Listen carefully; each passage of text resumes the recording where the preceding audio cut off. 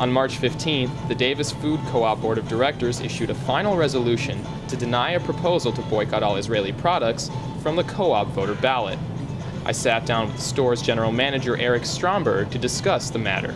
Did the boycott, sanctions, and divestment campaign for Palestine collect the 500 votes necessary to get their proposal on the ballot? They appear to have collected a good number of signatures. We haven't actually taken the signatures and vetted them to see if they're all the signatures of current shareholders. We didn't do that because the process was stopped by board resolution, right? So there were 2 resolutions passed in regard to this proposal by the board of directors. One was on February 7th and another one was on March 15th. The first one was about how the boycott was unlawful. The second one was about how it was not proper. If you could go into some detail about that and why exactly there were 2 proposals necessary. 2 resolutions were needed because there were the 2 terms legal and proper. And the board spent a fair amount of time researching and really discussing and debating and asking, does this fit legal and proper or not? There is a particular law enforced by the Department of Commerce that prohibits boycotts of Israel if the boycott is sponsored by a foreign entity. Now, I'm no lawyer, but and I don't know how the legal community would debate this, but we did receive advice of counsel that this was a questionable legality under the the Export Administration Act administered by the Department of Commerce. Mm-hmm. So that's the legal issue. I did look into that, and the thing was, it's like, because the BDS campaign isn't a foreign entity, though, right? It's based here, and I know that's because you responded that way. Yeah, I understand. So, I mean, has the co-op developed a response to that? How BDS is based in the United States? Well, that's open to some debate too, because BDS is an international movement. I mean, there is the United States contingent, but there's also, it's a movement that's beyond the borders of the U.S. So, is it grassroots? Is it international? Is it both? The BDS campaign has drawn a lot of comparisons to the boycott that took place against the apartheid in South Africa, boycotts in the United States and other Western countries. Do you feel that comparison is legitimate? One of the principles of the cooperative movement, and our cooperative in particular, is we don't involve ourselves in partisan political activity or political activity in general. Respecting the fact that our membership has a whole range of views and opinions. Personally, I can understand that comparison. I mean, human rights abuses wherever they take place in the world are matters of serious concern. Co-op customer Marcello Campos said politics shouldn't play a part in the co-op's decisions. What's your opinion of the Israeli product boycott that's been debated here at the Davis Food Co-op? Well, I feel that's really inappropriate. The co-op is a business, and we're here to sell food, not to take a political position. I think there are other possibilities. If human rights, the issue of human rights is to be respected, why not do it across the board? So let's boycott Chinese products because of all the human rights violations that the Chinese military has perpetrated on Tibetan people and their own people. And how about the fact that we are in an illegal war in Iraq? And why not boycott American products as well? So where do you draw the line? I think it's really inappropriate. Let's compare this to the Nestle and Coca-Cola boycotts in the 80s and possibly 70s. How does this proposal from the BDS campaign differ from those exactly? Well, I think it goes to another question you asked. There's a difference between product-specific boycott and a boycott that involves the divestment and sanctions language. The Coca-Cola boycott was a straightforward boycott of Coca-Cola products.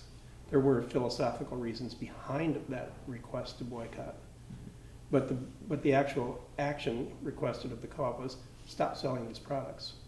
The BDS campaign not only says stop selling these products, but follow the guidelines of the international boycott and divestment sanctions rules. The implications are you cannot do business with companies involved in doing business with Israel. And that is vaguely defined in their language, but for example, Intel has a significant manufacturing plant in Israel. So Intel chips, are they off the table? What about a company that doesn't manufacture in Israel, but does significant amount of business with Israel? An example given was Motorola. As I followed up with Eric Stromberg, it turned out even the Coca-Cola boycotts had somewhat of a political element to them. Yeah. Well, what I recall was at the time was Coca-Cola was reviled for their practices of bottling in repressive, nations at the time. I think there were underlying political issues, but the actual boycott of product was very specific. We won't sell Coca-Cola products. It wasn't that we're not going to do business with any company that does business with Coca-Cola. Okay, but it still had a worldwide intention, is that correct? I believe so. I wasn't here at that time, and that was back starting in the 80s. So just relying on memory of co-op members and staff. But would you agree, from what you understand, that boycott was an attempt for social change, kind of starting at this really small town Davis Co-op and trying to affect change elsewhere in the world? I relate think that to the Palestine thing. I think Coca-Cola, it was two things. I mean, there's been a historical debate in our co-op about should we or should we not sell products that aren't natural. And Coca-Cola clearly was a symbolic change of willingness to sell a conventional product. So that was an important element of it. And then there were those who felt doing business with the evil multinational that does business in so many repressive countries, that was an element, yes. It wasn't the only element. Mm-hmm. The Davis Food Co-op newsletter for April mentioned that certain elements of the BDS campaign were ambiguous and confusing. If you could elaborate on that and exactly what parts of their campaign causes confusion. We have two products that are self-identified as being Palestinian fair trade products. When they come through the U.S. Customs, they're stamped, product of Israel.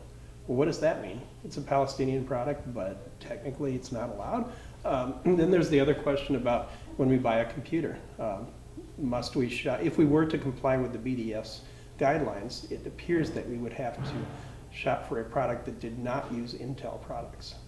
And the bigger other question behind that too, does that mean products purchased in the future or computers presently used in the store? Do we need to dispose of those?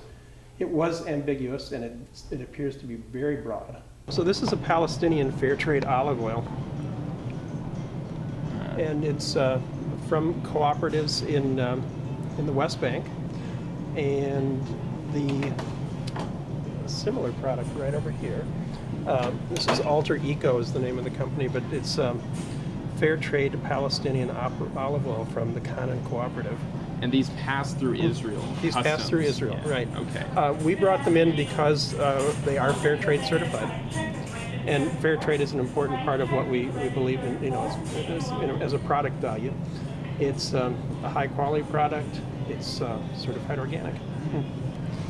So this is another Palestinian fair trade product. It's a sun-dried couscous made by a women-owned Palestinian cooperative. And it comes from the West Bank, again, via Israel. But the board did not want to shut down a member initiative. They really wrestled hard with that question. They respect members' rights, but if it comes to the proper and legal question, and they in good conscience can't agree, then they had to make a tough choice. They had to vote. They had to make a really tough choice, and I respect them for that. That was why there were two separate votes, because it really took lots of deliberation. And part of it is, there is a process in place, and I think the better way for someone in the future to bring an initiative forward is to work through the formal process, because it really does set up, it is a process to examine what's brought forward, to discuss it.